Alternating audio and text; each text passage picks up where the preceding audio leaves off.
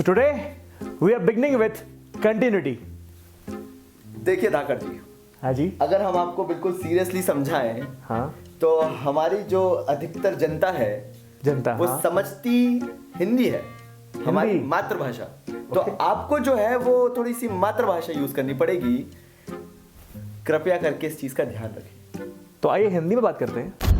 No fear, I'm standing right here, eyes peer with my mind clear, never look rear, only up, never down, off the ground till I'm found, hear the sound, listen to me now, as the beat तो pounds. दोस्तों अगर मैं define करूं continuity बहुत ही आसान शब्दों में, तो बात सीधी सी है कि अगर कोई ग्राफ बनाने पर पेन या पेंसिल को उठाना पड़ता है, उसमें ब्रेकेज आ जाते हैं, तो वो कंटिन्यूअस नहीं है। अगर मैं आसान शब्दों में कंटिन्यूटी को डिफाइन करना चाहता हूं तो बहुत आसान डेफिनेशन ये है कि अगर आप कोई ग्राफ बना रहे हैं और अगर आपको के पेन या पेंसिल को उठाना नहीं पड़ता, कोई ब्रेक पॉइंट नहीं आते, तो वो ग्राफ कंटिन्यूअस है। अगर आपको पेन या पेंसिल उठानी पड़ रही है ड्रॉ करने में, तो वो डिसकंटिन्यूअस है। दूसरे शब्दों में अगर मेरे पास कोई एक फंक्शन है y = fx, तो इसको कंटिन्यूअस फंक्शन तब बोलूंगा जब किसी पर्टिकुलर इंटरवल में x की हर वैल्यू पर y एग्जिस्ट करेगा। आप मेरी बात समझ रहे हैं? जब ग्राफ बनेगा तो आप x की न्यूमरस वैल्यू डालेंगे, x की अगर हर वैल्यू पर y एग्जिस्ट कर रहा है तो वो कंटिन्यूअस है। अगर किसी वैल्यू पर x की y एग्जिस्ट नहीं करेगा तो वो डिसकंटिन्यूअस है। अब थोड़ा डेप्थ में इस टॉपिक को देखते हैं। जैसे कि मैंने आपके सामने कुछ ग्राफ बनाए हुए हैं, मैं इनकी प्रॉपर्टी डिस्क्राइब करके ये बताऊंगा आप लोगों की कंटिन्यूअस देखने के लिए क्या क्या पैरामीटर ध्यान में रखने पड़ते हैं। जैसे कि पहला ग्राफ, यहां पर जब इसको ड्रॉ किया होगा मैंने, तो मैंने एक भी बार मेरी पेन या पेंसिल को लिफ्ट नहीं किया, इसका मतलब कंटिन्यूअस है। और क्या देखना पड़ेगा यहां पर कि जब मैं इस पॉइंट की बात करता हूं, इस पॉइंट को जज करने से पहले अगर इस पॉइंट को मैं नाम दे दूं कि x पे इसकी वैल्यू a है, तो अगर इस x की वैल्यू मतलब a पर मेरी कोई रिस्पेक्टिव y की वैल्यू आ रही है, तो पहला पैरामीटर इस पे जज हो जाएगा। और इस पॉइंट के बिल्कुल थोड़ा सा पहले मुझे एक पॉइंट लेना पड़ेगा और इस पॉइंट के थोड़ा सा इस तरफ, मतलब एक पॉइंट इस वाले मार्क पॉइंट से हल्का सा लेफ्ट और दूसरा इस मार्क पॉइंट से हल्का सा राइट। दो पॉइंट की वैल्यू मुझे लेनी पड़ेगी। जब भी मैं बात करता हूं इस पॉइंट से हल्का सा लेफ्ट, तो मैं उसको जज करता हूं a माइनस से। a के ऊपर छोटा सा माइनस लगा दीजिए, तो a माइनस शो करता है कि आप अपने मार्क्ड पॉइंट से हल्का सा लेफ्ट की तरफ जा रहे हैं। और जब a प्लस लिख देंगे तो आप अपने मार्क पॉइंट से हल्का सा राइट जाएंगे। आपको तीन वैल्यू पे ध्यान देनी है। पहला मार्क्ड पॉइंट की वैल्यू जिसको हमने a कहा है, दूसरा a माइनस जिसको हमने हल्का सा लेफ्ट में लिया है, और तीसरा a प्लस जिसको हमने हल्का सा राइट में लिया है। इन तीनों पर आपको वैल्यू निकालनी पड़ेगी। अगर इन तीनों की वैल्यू ऑलमोस्ट सेम है, इसका मतलब आपका ग्राफ कंटिन्यूअस है। जैसे कि इसमें अगर मैं देखूं तो जो वैल्यू मेरी इस पॉइंट पे आएगी, हल्का सा शिफ्ट करने पे भी लगभग मेरी वही वैल्यू आएगी, और हल्का सा पॉइंट राइट में शिफ्ट करने पे मेरी वही वैल्यू आएगी। तो तीनों वैल्यू अगर मेरी सेम है, इसका मतलब मेरा ग्राफ कंटिन्यूअस है। सेकंड ग्राफ की तरफ आते हैं।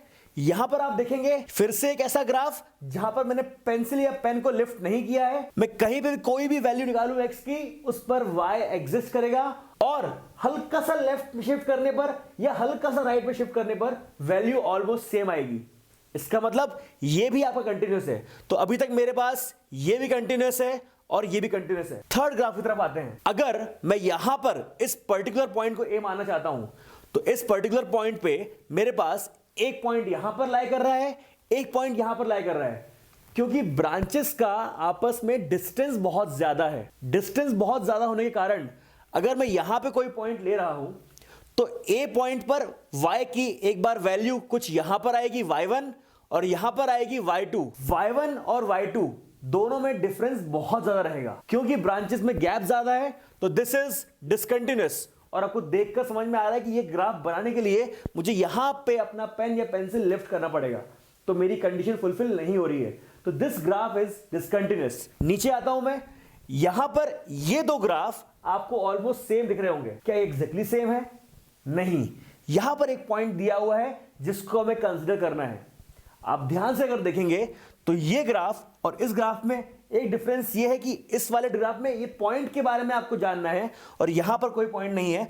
तो अगर मैं कोई पॉइंट मार्क कर दूं A, तो पहली बात तो ये कि अगर मैं ए मार्क करूं, एक पॉइंट यहां पर है, इसको तो आप देख के समझ जाएंगे कि ये वाला ग्राफ डिसकंटिन्यूअस है, क्योंकि यहां पर आपको अपना पेंसिल उठाना पड़ रहा है। यहां पर आप देखेंगे तो आपको समझ में आएगा कि आप बात कर रहे हैं इस वैल्यू पर, और आप हल्का सा लेफ्ट में शिफ्ट करेंगे तो आपको आएगा ये वाला पॉइंट, हल्का सा राइट में शिफ्ट करेंगे तो आपको मिलेगा ये वाला पॉइंट, और इन पर वैल्यूज डिफरेंट हैं।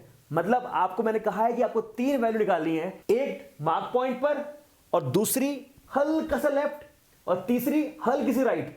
तो आपको समझ में आया कितना वेरिएशन इन दोनों पॉइंट पे। इसका मतलब ये भी डिसकंटिन्यूअस। अब आते हैं इस वाले ग्राफ पर। आपको ये दिख रहा है कि यहां पर अगर मैं ए पॉइंट लेता हूं तो इसकी शायद मार्क पॉइंट की वैल्यू इंफिनिटी पे आएगी, और अगर इसकी वैल्यू इंफिनिटी पे आएगी तो इसके हल्के से लेफ्ट पे यहां पे कोई फाइनाइट वैल्यू आएगी, इसके हल्के से राइट पर यहां पर भी एक फाइनाइट वैल्यू आएगी। इसका मतलब तीनों वैल्यू मैच नहीं कर रही है। मार्क्ड पर इनफाइनाइट वैल्यू, और अनमार्क्ड पर मतलब हल्के से लेफ्ट और हल्के से राइट पर कोई फाइनाइट वैल्यू, फिर डिफरेंस है। इसका मतलब ये भी आपका डिसकंटिन्यूअस ग्राफ है। तो अगर मैं ओवरऑल सारे इतने 6 ग्राफ को एज्यूम करूं और समझूं तो शायद मुझे ये समझ में आ रहा है। पहली चीज, जो भी आपकी ग्राफ की वैल्यू है, मार्क्ड पॉइंट की वैल्यू है, जिसको मैंने यहां पे बार बार ए लिया है, उस पर जो वैल्यू आती है वही वैल्यू हल्का सा पीछे शिफ्ट करने पर आना चाहिए, और वही वैल्यू हल्की सी राइट में शिफ्ट करने को आना चाहिए। और जैसे कि मैंने देखा यहां पे इनफाइनाइट के केस में दिक्कत आई, इसका मतलब एक अजम्पशन और है कि जो भी हम वैल्यू निकालें वो फाइनाइट होनी चाहिए। इसका मतलब पूरे 6 ग्राफ को अगर ओवरऑल हम अरेंज करें और उनसे हम लोग कॉन्सेप्ट निकालें तो हमारा ये कॉन्सेप्ट बनता है कि अगर हमारे fx में जो लेफ्ट हैंड साइड की वैल्यू है x tends to a minus लिख रहा हूं मैंने आपको बताया था limit x tends to a minus, या फिर उसको बोल सकता हूं मैं x approaches to a minus. a minus मतलब जो आपका मार्क पॉइंट है a, उससे हल्का सा लेफ्ट, तो उसको हम रिप्रेजेंट करते हैं कुछ इस तरह से, limit x tends to a minus या limit x approaches to a minus. और जब आप अपने मार्क पॉइंट से हल्का सा राइट चलते हैं तो उसको लिखते हैं इस तरह से, limit x approaches to a plus your function. और मैंने आपको एक तीसरी बताई जहां पे मैंने बात करी है फाइनाइट की। फाइनाइट मतलब जो भी आपका आंसर आए वो फाइनाइट आना चाहिए। और चौथा, जब आप ये वैल्यूज में डाल दें, मतलब आपका mark point f of a, ये 4 चीजें अगर लाइनअप हैं तो वो फंक्शन आपका कंटिन्यूअस है, अदरवाइज वो फंक्शन आपका डिसकंटिन्यूअस है। तो आइए कुछ क्वेश्चन से इस कॉन्सेप्ट को और समझते हैं। कुछ इस तरह के सवाल आपके बोर्ड्स में आने वाले हैं। मैं से कुछ 4 सवाल आपको करवाऊंगा और 4 सवाल में आपको कंटिन्यूटी बिल्कुल क्लियर हो जाएगी। आपको इसके बाद सिर्फ और सिर्फ एनसीईआरटी के क्वेश्चंस और मे बी जो प्रीवियस ईयर क्वेश्चन है वो करने पड़ेंगे बस, ताकि आपको ये टॉपिक स्ट्रांग हो जाए। बाकी कॉन्सेप्ट आपको इन 4 क्वेश्चन में क्लियर हो जाएगा। ये क्वेश्चन स्टार्ट करने से पहले मैं आपको बता दूं कि कुछ फंक्शंस हमारे पास पहले से ही गिवन रहते हैं कि वो कंटिन्यूस हैं। जैसे कि अगर मैं कुछ कांस्टेंट ले लूं, कोई भी कांस्टेंट फंक्शन जैसे कि 3, 4, 5, 7, 8 a b कुछ भी, हर कांस्टेंट फंक्शन कंटिन्यूस होता है। वैसे ही हर एक पॉलिनोमियल, चाहे वो 2 डिग्री हो, 3 डिग्री हो, 4 डिग्री हो, ये सारे कंटिन्यूस होते हैं। वैसे ही बात करूं साइन कॉस टैन की, तो ये साइन कॉस टैन वाले सारे के सारे ट्रिग्नोमेट्रिक फंक्शन या लॉगरिथम फंक्शन या सब कंटिन्यूस होते हैं अपने अपने डोमेन में। तो ये वाले पॉइंट आप कहीं नोट कर लीजिएगा कि ये 4 पॉइंट मतलब आपको याद होने चाहिए। अब देखते हैं इस क्वेश्चन में। जब आप एक क्वेश्चन स्टार्ट करते हैं तो जिस तरह की स्टेप्स मैं फॉलो करूंगा आपको वही स्टेप फॉलो करनी पड़ेगी। कोई भी चीज आप कट मत कर दीजिएगा, कम मत कर दीजिएगा, क्योंकि 3 या 4 मार्क का सवाल अगर आता है इस पे तो आपको हर स्टेप के नंबर डिवोटेड रहेंगे। जैसे कि मैंने आपको बताया कि एक्स क्यूब को आपको x = 2 पर चेक करना है कि कंटिन्यूस है कि नहीं, प्रूफ करना है आपको। तो आपको ये समझना है कि एक तो मार्क पॉइंट, हमारा मार्क पॉइंट क्या है, x = 2, तो हम एक बार x = 2 पे अपना फंक्शन चेक करेंगे। फिर उससे हल्का सा पीछे, मतलब हल्का सा पीछे मतलब अगर 2 पर आपका मार्क पॉइंट है तो उससे थोड़ा पीछे, तो थोड़ा पीछे जो क्वांटिटी होती है वो होती है h जो है एक बहुत ही छोटा एक नंबर होता है। तो आप हल्का सा पीछे आने के लिए 2 में वो h सब्ट्रैक्ट कर देंगे तो 2 - h आएगा, और जब यही h उसमें ऐड कर देंगे तो राइट हैंड साइड आएगा। जब पीछे की तरफ जाएंगे तो उसको कहेंगे LHL, लेफ्ट हैंड लिमिट। वैसे ही जब आगे की तरफ जाएंगे तो उसे कहेंगे RHL, राइट हैंड लिमिट। तो आपको बस ये ख्याल रखना है कि पहले आपको f ऑफ x पर लिमिट निकालनी है, बोलेंगे लिमिट x अप्रोचेस टू 2, अगले में limit x approaches to 2 minus मतलब आपके मार्क पॉइंट से थोड़ा सा पहले, मतलब लेफ्ट हैंड लिमिट निकालने के लिए। और अगला आपको पता है क्या होगा, जब इस तरफ करेंगे तो राइट हैंड लिमिट आएगा, तो limit x tends to 2 plus मतलब राइट हैंड लिमिट। और आपको पता है कि आपका फंक्शन यहां पे fx है, यहां पर भी fx है, यहां पर भी fx है, लेकिन आपका फंक्शन क्या है यहां पर, लिमिट x टेंड्स टू 2 मतलब आपका ये है x क्यूब, और जैसे ये वाली वैल्यू डलेगी इसमें, ये 2 का क्यूब मतलब कि 8 हो जाएगा। अब जैसे कि मैंने आपसे बोला कि आपको अपने मार्क्ड पॉइंट से थोड़ा सा पीछे चलना है, तो कितना भी चलना है 2 माइनस h, तो आपका जो फंक्शन है वो 2 नहीं रहेगा, आपका फंक्शन 2 माइनस h का होल क्यूब हो जाएगा। जो आपका 2 आया है, 2 तो आपका पॉइंट है नहीं, अब आपको थोड़ा पीछे लेना है, तो 2 माइनस h का होल क्यूब। और यहां पर आपको लिमिट लेनी पड़ेगी h की वैल्यू। h की वैल्यू क्या है, बहुत छोटी, बहुत छोटी, मतलब शायद वो अप्रोच कर रहा है 0 की तरफ, जी हां, तो h अप्रोचेस टू 0। और जब आप बात करेंगे राइट हैंड लिमिट की, तो आपको लेना है लिमिट 2 प्लस h का होल क्यूब, और लिमिट क्या आएगी आपकी, h अप्रोचेस टू 0। तो इन तरह से आपको 3 पॉइंट लेने हैं। अब मैं इसको एक्सटेंड कर देता हूं, a माइनस बी का होल क्यूब, यहां पे आएगा a प्लस बी का होल क्यूब, तो a cube minus b cube minus 3ab a minus b, तो यहां पर आपके पास आएगा limit h tends to 0, 8 minus h cube, 3 to 6h into 2 minus 12h minus minus plus 6h into h 6h square. तो यहां पर limit h tends 0, a plus b का whole cube, a cube plus b cube plus 3ab plus a plus b। तो यहां पर आपके पास कुछ इस तरह की इक्वेशन आएगी, और दोनों में आप h की जगह 0 प्लेस कर देंगे, क्योंकि h is tending toward because h is approaching toward 0। तो यहां पर जहां जहां पे h है, यहां पर 0, यहां पर 0, यहां पर 0, तो you are left with 8। Similarly here also 0, 0, 0, तो similarly again you are getting 8। तो मैंने आपसे कहा था, अगर तीनों पॉइंट मतलब मार्क पॉइंट से पीछे वाला लेफ्ट हैंड लिमिट, उसके आगे वाला राइट हैंड लिमिट, तो अगर ये तीनों सेम हैं, इसका मतलब फंक्शन कंटिन्यूस है। तो एट द एंड इसको लिखेंगे कैसे, मैं आपको सिखा देता हूं। यहां पे लिखना, एट द एंड आंसर में आप लिखेंगे LHL is equal to RHL, therefore function is continuous. इसी तरह के 3 सवाल और देखिए। जो फर्स्ट क्वेश्चन था वो तो बहुत ही आसान था, बिल्कुल बेसिक क्वेश्चन था, इंट्रोडक्शन था। इस क्वेश्चन में आपके और भी कॉन्सेप्ट क्लियर हो जाएंगे, और इसी टाइप के क्वेश्चन आने वाले हैं आपके एग्जाम में, राइट। अब देखिएगा, अब यहां पर ये बोल रहा है कि आपके पास कुछ फंक्शंस हैं और उन फंक्शंस अलग अलग लिमिट पर लाया करते हैं, तो आपको ये चेक करना है कि सारे पॉइंट्स पर, सारी लिमिट्स पर ये फंक्शन डिसकंटिन्यूटी शो करते हैं या कंटिन्यूटी। तो आप ये देखेंगे कि मेरे पास पॉइंट्स एग्जैक्टली हैं कितने, -3 और 3। इसका मतलब मुझे चेक करना है 2 पॉइंट्स पे, x इज इक्वल टू 3 पर और x इज इक्वल टू -3 पर। तो जब मैं x इज इक्वल टू 3 पर चेक करूंगा, तो शायद मुझे एक बार मार्क पॉइंट 3 लेना पड़ेगा, और फिर 3 माइनस और 3 प्लस, मतलब left hand limit, right hand limit. Similarly if I go with mark point -3, तो I have to take 3 points again, -3 plus -3 minus. तो इस तरह से 6 वैल्यू निकालनी पड़ेगी। अगर सारी वैल्यू सेम है तो कंटिन्यूटी है, नहीं है तो डिसकंटिन्यूटी है। लेकिन एक चीज और जो ध्यान देनी है आप लोगों को। चलिए, मैं -3 की बाद में लूंगा, पहले 3 का देखते हैं। f of x limit x approaches to 3, पहली चीज क्लियर है, वेरी गुड। अब x इज इक्वल टू 3 कौन से वाले पॉइंट में शो करता है? x इज इक्वल टू 3 क्या यहां पर शो करता है? नहीं, यहां तो -3 है। x इज इक्वल टू 3 ना यहां पर ना यहां पर, क्योंकि ये लेस देन ग्रेटर देन है, लेकिन एग्जैक्टली 3 नहीं है। तो इज इक्वल टू 3 है कहां? शायद यहां पर। तो जब मैं x टेंड्स टू 3 की बात चलती है यहां पे, तो मैं ये वाला फंक्शन लूंगा 6x प्लस 2। तो यहां पर limit x approaches to 3, 6x plus 2, तो यहां पर आएगा 6 इंटू 3 18 प्लस 2 20। आपको ये समझ में आया कि मैं इन तीनों में से चूज कैसे कर रहा हूं? चूज में कर रहा हूं इस तरह से कि अगर x इज इक्वल टू 3 है, तो 3 के लिए सिर्फ इन 3 फंक्शन में से एक फंक्शन रहेगा।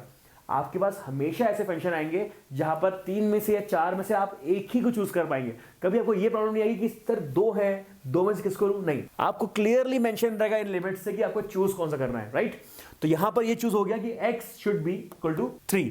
अब यहां पर आपने वैल्यू डाल दी और यहां पर 20 आ गया। अब आपको मैंने समझाया है left hand limit, right hand limit, तो आप अगले फंक्शन में जाएंगे, लेफ्ट लिमिट x 3 प्लस, और यहां पर आपका आ गया फंक्शन fx। अब limit x tends to 3 plus, 3 plus के लिए मतलब शायद आप आ रहे हैं राइट हैंड साइड से, राइट हैंड साइड मतलब 3 में कुछ ऐड कर रहे हैं, आप 3 में ऐड कर रहे हैं, इसका मतलब 3 से कोई बड़ी वैल्यू, तो x की वैल्यू जो भी रहेगी वो एग्जैक्टली 3 के बराबर नहीं रहेगी, 3 से थोड़ी बड़ी रहेगी। तो इन 3 में से ऐसा कौन सा फंक्शन है जो बात कर रहा है x की 3 से ऊपर की वैल्यू पे? मेरे ख्याल से फिर से ये वाला फंक्शन है। देखिए लिखा हुआ है x is always greater than equal to 3, मतलब इक्वल टू पे भी ये वाला लगेगा और ग्रेटर पे लगेगा। तो इसका मतलब फिर से वही वाला फंक्शन 6x प्लस 2, इसका मतलब फिर से x की जगह 3, यहां पर 3 प्लस h की जरूरत नहीं है। अब यहां पे फिर 20 आ गया। अब मैं फिर से यहां पे चेक कर रहा हूं, limit x tends to 3 minus fx, यहां पर आपके पास फंक्शन फिर से वही रहेगा, लेकिन कौन सा फंक्शन? क्या 3 माइनस मतलब अब आपके मार्क्ड पॉइंट 3 से पीछे की तरफ से आ रहा है, मतलब वैल्यू जो x की रहेगी उससे कम। इन 3 में से ऐसा कौन सा फंक्शन है जो 3 से कम की वैल्यू पे काम करता है?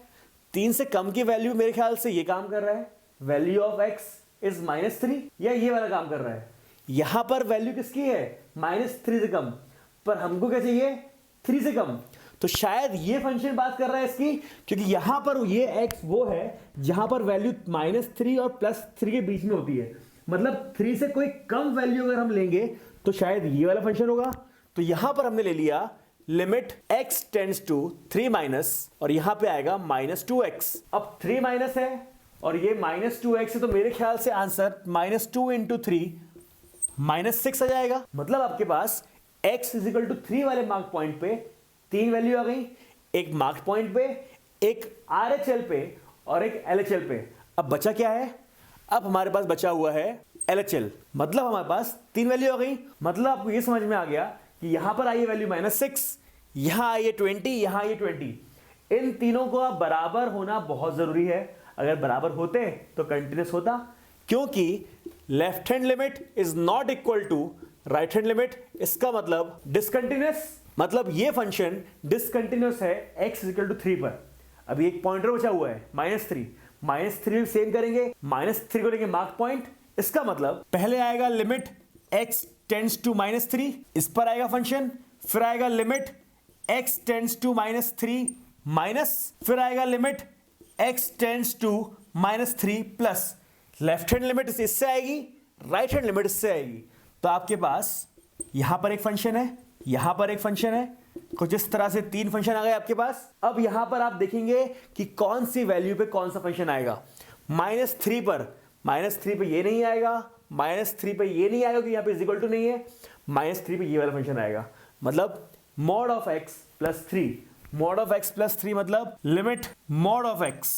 अब mod का फायदा ये होता है कि नेगेटिव डालो या पॉजिटिव, वैल्यू पॉजिटिव बन के निकलती है। तो यहां पर आपके पास रहेगा -3 mod प्लस 3, इस mod से -3 की वैल्यू पॉजिटिव में जाएगी और एट द एंड आपके पास आएगा 3 + 3 6। अब बात करते हैं -3 LHL तरफ से, मतलब x की वैल्यू जो भी रहेगी वो -3 से कम रहेगी। x की value should be less than -3, x की वैल्यू लेस देन -3 पे तो यहां पे काम नहीं हो रहा, पर यहां पर जो बात कर रहा है वो इसी बात चल रही है कि x की value should be less than -3। अब x की वैल्यू -3 तो यहां पे ये आएगा और यहां पर फिर से वही point limit x tends to -3 minus, फिर से वही, और आपका आंसर आएगा फिर से 6। अब यहां पे चेक कर लेते हैं, x की value should be more than -3। More than -3 मतलब यहां पर तो ये -3 से ज्यादा की बात कर नहीं रहा था, यहां पर कर रहा है क्या? हाँ, यहां पर x की वही वैल्यू रहेगी जो कि -3 से ऊपर और 3 से कम, मतलब -3 से ऊपर तो है, मतलब ये वाला फंक्शन लेंगे -2x, और यहां पर आएगा limit x tends to 3 -3 plus -2x। -3 यहां पे x की जगह -3, तो -2 इंटू -3 प्लस 6, दोस्तों आप देखिए यहां पर आपके पास left hand limit, right hand limit, mark point तीनों सेम आया है, तो आपको लिखना यहां पे यही पड़ेगा, since LHL is equal to RHL therefore function is continuous. तो इस तरह से आप देखिए इस क्वेश्चन में हमारे पास 3 फंक्शन का एक मिक्सअप वाला क्वेश्चन था, जहां पर हमको लिमिट देखकर वैल्यू डाली रहती है। अगर आपको कोई चीज अभी क्लियर नहीं हुई है तो एक बार इस इतने क्लिप को फिर से देख लीजिए, क्योंकि यहां पर लिमिट डालना बहुत जरूरी है कि किस टाइम पर कौन सी 3 में से कौन सा चूज करके डालना है, मॉड का काम क्या होता है, ये -3 +3 का काम क्या होता है, left hand limit right hand limit का काम क्या होता है। एक बार इसको आपको समझना बहुत जरूरी है। In third question they are asking value of k, they have given one condition that this function is continuous at x is equal to 0। इसका मतलब left hand limit will be equal to right hand limit. आपको पूरा solve करना है, जो भी आएगा k के फॉर्म में इक्वेट कर देंगे और k की वैल्यू हो जाएगी।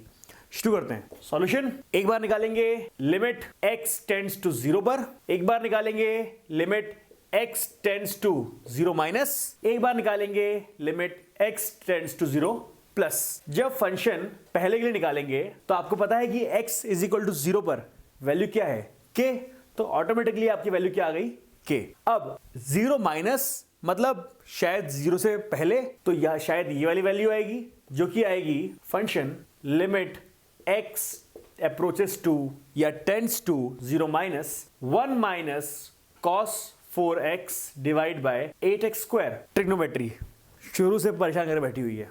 अगर आपको सारी आइडेंटिटीज याद हैं तो ठीक है, नहीं तो 12th दिक्कत करेगा। तो मैंने ट्रिग्नोमेट्री की फॉर्मूले वगैरह की पूरे वीडियो सीरीज दे रखी है, तो आप चाहें तो कॉमर्स बाबा पे ट्रिग्नोमेट्री डाल दीजिएगा, तो आपको पूरी की पूरी सीरीज आएगी जहां पर फॉर्मूले सिखाए गए हैं, पूरी की पूरी आइडेंटिटीज डिराइव की गई हैं, आपको पूरे डाउट क्लियर हो जाएंगे।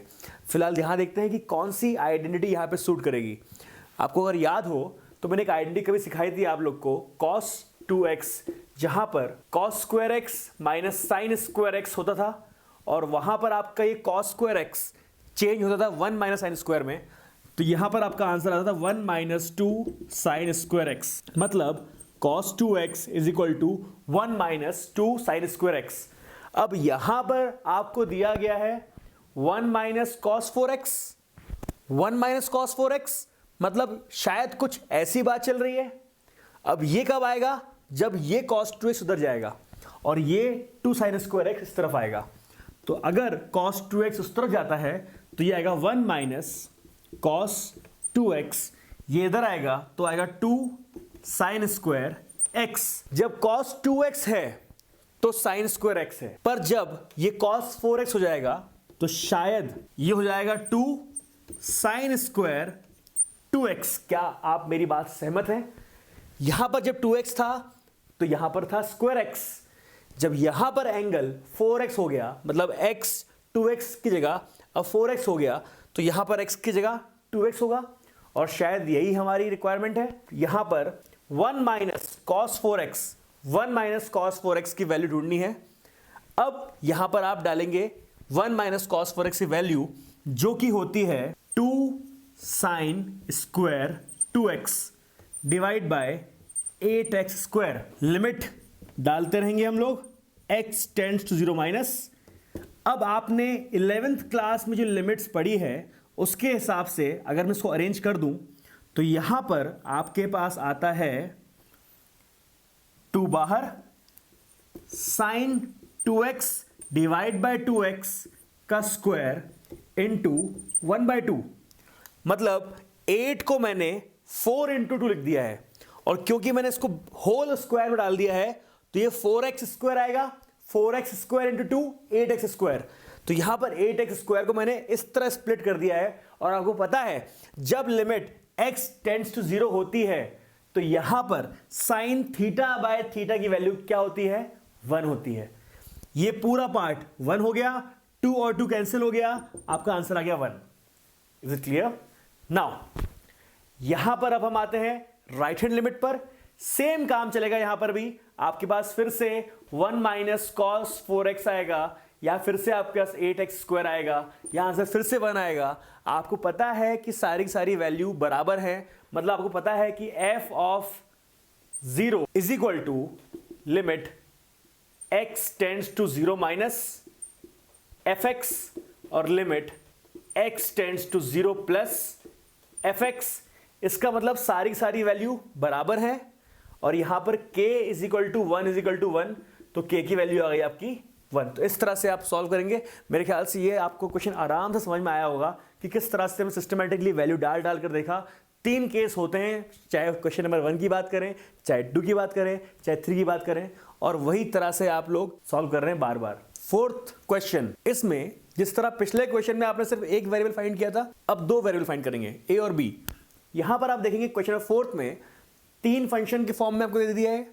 यहां पर सबकी अपनी अपनी लिमिट है, आपको a और b की वैल्यू निकालनी है और ये बोल रहा है कि कंटिन्यूअस फंक्शन है आपका x इज इक्वल टू 1 पे। मतलब पहले आपको लिमिट x टेंड्स टू 1 निकालनी पड़ेगी फंक्शन की, फिर आप निकालेंगे limit x tends to 1 minus, और फिर आप निकालेंगे limit x tends to 1 plus.